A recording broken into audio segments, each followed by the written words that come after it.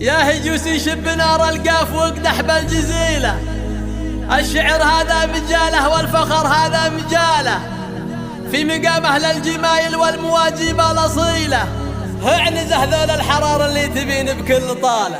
يا هجوسي شب نار القاف واقدح بالجزيلة، الشعر هذا مجاله والفخر هذا مجاله، في مقام أهل الجمايل والمواجب الأصيلة، اعنزه ذول الحرار اللي تبين بكل طالة. مرحبا مرحبا في محفل العز ورجاله، مكرمين الضيف دربنا الخصال، مرحبا والهيل قدمنا دلاله، والمباخر عن يمين وعن شمال، عند شيخ يفرح الضيف لجاله، وما يقلط في الصحون الا الجزال.